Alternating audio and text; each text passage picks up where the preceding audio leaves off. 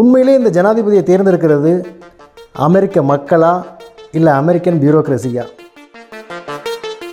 Independent ஏஜென்சியோட தலையீடுகள் ஆட்சி அதிகாரத்தில் அதிகமாகவே இருக்கும்னு சொல்லலாம். நம்ம நாட்டோட பாஜக மாதிரின்னு வச்சுக்கலாம்.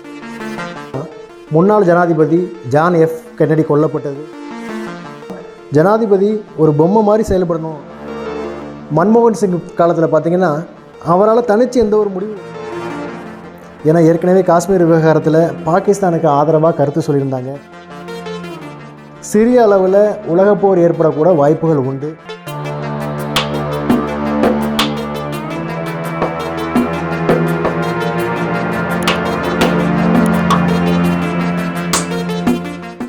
அனைவருக்கும் வணக்கம். உலகமே அவரோடு உற்று பார்த்து கொண்டிருக்கக்கூடிய அமெரிக்க தேர்தல் களம் தற்போது சூடுபிடிக்க தொடங்கியுள்ளது. ஒரு பக்கம் பார்த்திங்கன்னா ஏற்கனவே ஜனாதிபதியாக இருந்த டொனால்ட் ட்ரம்ப் இருக்கிறாரு. இன்னொரு முனையில் இந்தியாவை சேர்ந்த தமிழகத்தை சேர்ந்த கமலா ஹாரிஸ் இருக்கிறாங்க. இந்த ரெண்டு பேரில் வெற்றி பெறப்போவது யார்? யார் ஜெயிச்சா இந்தியாவுக்கு நல்லது? உண்மையிலே இந்த ஜனாதிபதியை தேர்ந்தெடுக்கிறது அமெரிக்க மக்களா இல்லை அமெரிக்கன் பியூரோக்ரஸியா? இதை பற்றின ஒரு விரிவான அலசலை தான் நம்ம இன்றைக்கி பார்க்க போகிறோம். அதுக்கு முன்னாடி நம்மளோட சேனலை கொஞ்சம் சப்ஸ்கிரைப் பண்ணிக்கோங்க. நன்றி.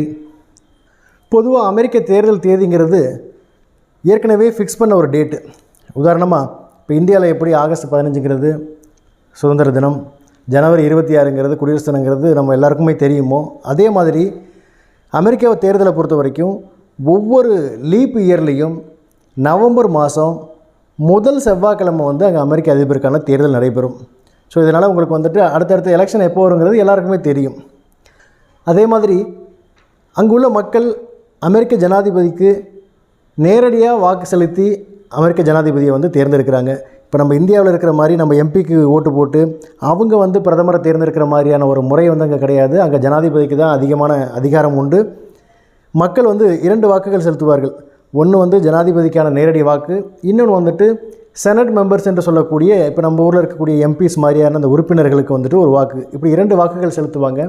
அதனால் அங்கே இருக்கக்கூடிய ஜனாதிபதி யாரும் மாற்ற முடியாது. எம்பிக்கெல்லாம் சேர்ந்து அங்கே உள்ள ஜனாதிபதியை மாற்ற முடியாது.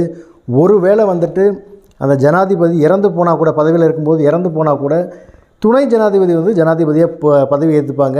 ஸோ அங்கே மறு வாக்குப்பதிவு இல்லை இடைத்தேர்தலுங்கிற வழக்கம் கிடையாது. இன்னொரு விஷயம் பார்த்திங்கன்னா, அங்கே இருக்கக்கூடிய அந்த தேர்தல் நடைமுறை சிக்கல் அது என்னென்னு கேட்டிங்கன்னா, இப்போ நம்ம இந்தியாவில் இருக்கிற மாதிரி இப்போ ஒரு தொகுதியில் மொத்தம் பதிவான வாக்குகள் எத்தனை, அதில் யார் அதிக வாக்குகள் பெற்றிருக்காங்களோ அவங்க தான் வெற்றி பெற்றவங்க அப்படின்னு சொல்லி இருக்கக்கூடிய இந்த சிஸ்டம் அங்கே கிடையாது. அங்கே எலக்ட்ரல் ஓட் வெயிட்டேஜ் சிஸ்டம்னு சொல்லி வச்சுருக்கிறாங்க.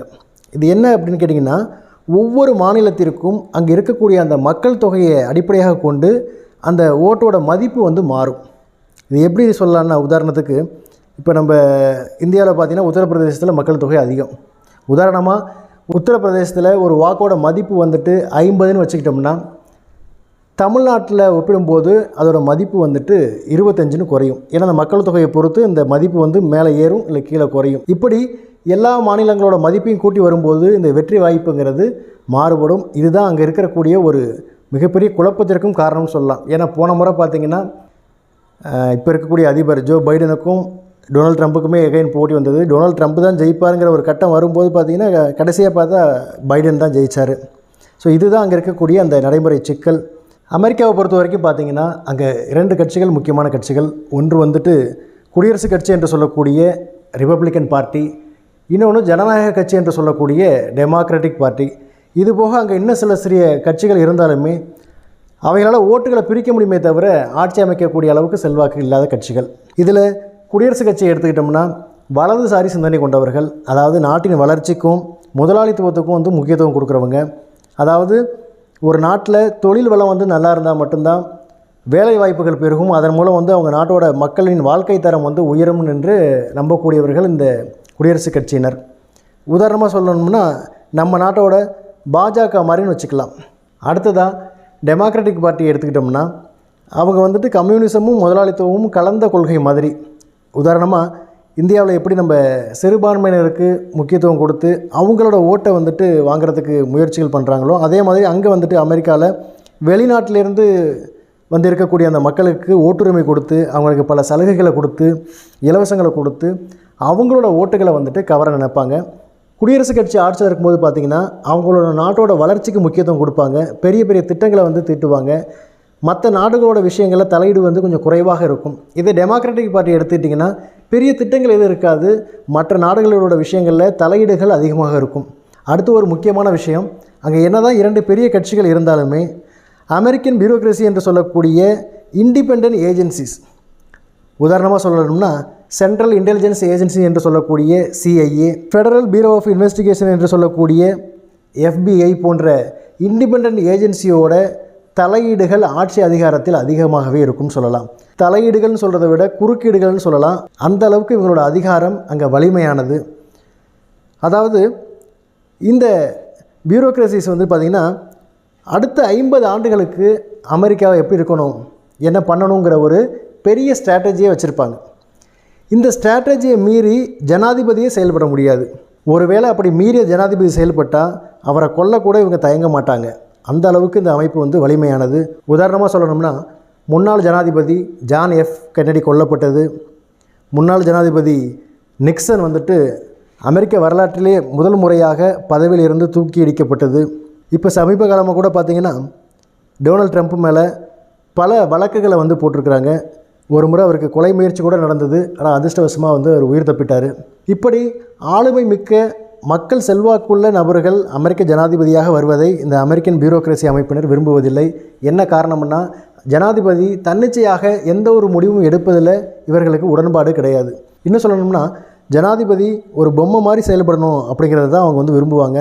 உதாரணத்துக்கு நம்ம இந்தியாவில் மன்மோகன் சிங் காலத்தில் பார்த்திங்கன்னா அவரால் தனித்து எந்த ஒரு முடிவும் எடுக்க முடியாத ஒரு சூழலில் இருந்தது நம்ம எல்லாருக்கும் தெரியும். ஸோ அப்படிப்பட்ட ஒரு நபர் தான் வந்துட்டு ஜனாதிபதியாக இருக்கணும்னு இந்த அமைப்புகள் வந்துட்டு விரும்புகிறாங்க. இப்போ இந்த எலெக்ஷன்லேயே பார்த்திங்கன்னா டொனால்ட் ட்ரம்ப்புக்கு வந்துட்டு செல்வாக்கு அதிகமாக இருக்குது. அந்தளவுக்கு ஜோ பைடனுக்கு செல்வாக்கு இல்லைன்னு தெரிஞ்ச உடனே இந்தியரான கமலா ஹாரிஸை வந்துட்டு வேட்பாளராக அறிவிக்கிறாங்க. இப்போ வந்து கமலா ஹாரிஸ்க்கு தான் செல்வாக்கு அதிகமாக இருக்கிற மாதிரி ஒரு மாய தோற்றத்தையும் உருவாக்குறாங்க. இதற்கு பின்னணியில் பார்த்திங்கன்னா நான் ஏற்கனவே சொன்ன அந்த பியூரோக்ரசி அமைப்புகளும் சீன ஆதரவு அமெரிக்க ஊடகங்கள் வந்துட்டு இருக்குது. இதில் ஒரு விஷயம் வெளியில் பார்த்திங்கன்னா தெரியும், சீனாவுக்கும் அமெரிக்காவுக்கும் போர்லாம் வருமானு கண்டிப்பாக வராது. என்ன காரணம் அப்படின்னு கேட்டிங்கன்னா சீனாவுக்கும் அமெரிக்காவுக்குள்ளே நல்ல ஒரு அண்டர்ஸ்டாண்டிங் ஆக்சுவலி இருக்குது. சரி, இந்த 2 பேரில் யார் ஜெயித்தா இந்தியாவுக்கு நல்லது அப்படின்னு பார்த்திங்கன்னா டொனால்ட் ட்ரம்ப் ஜெயிச்சார்னா அவரோட நாட்டோட வளர்ச்சிக்கு தான் அவர் முக்கியத்துவம் கொடுப்பார். இந்தியா அமெரிக்கா இடையே உறவு வந்து வலுப்படும். அமெரிக்காவுக்கும் ரஷ்யாவுக்குமே பார்த்திங்கன்னா உறவுகள் வந்து மேம்பட வாய்ப்பு இருக்குது. இதனால் உக்ரைன் போர் வந்துட்டு முடிவுக்கு கொண்டு வரப்படலாம். இதே வந்துட்டு டெமோக்ராட்டிக் பார்ட்டியோட கமலா ஹாரிஸ் ஜெயிச்சாங்கன்னா ஒரு இந்தியர் வந்துட்டு அமெரிக்க ஜனாதிபதியாக இருக்கிறதுல நம்ம எல்லாருமே பெருமை அடையலாம். ஏற்கனவே இங்கிலாந்து பிரதமராக ஒரு இந்தியர் இருந்தது எப்படி நமக்கெல்லாம் பெருமையோ அதே மாதிரி ஒரு வரலாற்று சிறப்பு மிக்க நிகழ்வாக இது இருக்கும்.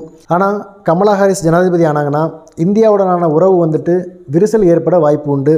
ஏன்னா ஏற்கனவே காஷ்மீர் விவகாரத்தில் பாகிஸ்தானுக்கு ஆதரவாக கருத்து சொல்லியிருந்தாங்க. அதே மாதிரி அமெரிக்க சீன உறவு வந்துட்டு இன்னும் மேம்படும், அமெரிக்க பாகிஸ்தான் உறவு வந்துட்டு இன்னும் மேம்படும். ரஷ்யாவுடனான மோதல் போக்கு தொடரும். இதனால் பார்த்திங்கன்னா உக்ரைன் வார் அவ்வளோ சீக்கிரம் முடிவுக்கு வராது. உக்ரைன் வார் வந்துட்டு முடிவுக்கு வராமல் இப்படி தொடர்ந்துகிட்டே இருந்துச்சுன்னா சிறிய அளவில் உலகப்போர் ஏற்படக்கூட வாய்ப்புகள் உண்டு. எனக்கு தெரிஞ்சு இப்போ இருக்கக்கூடிய அரசியல் சூழலை பார்க்கும்போது கமலா ஹாரிஸ் தான் வெற்றி பெறுவதற்கான வாய்ப்பு அதிகமாக இருக்கிற மாதிரி தோணுது. என்ன நடக்கும் அப்படிங்கிறத பொறுத்திருந்து பார்க்கலாம். நன்றி.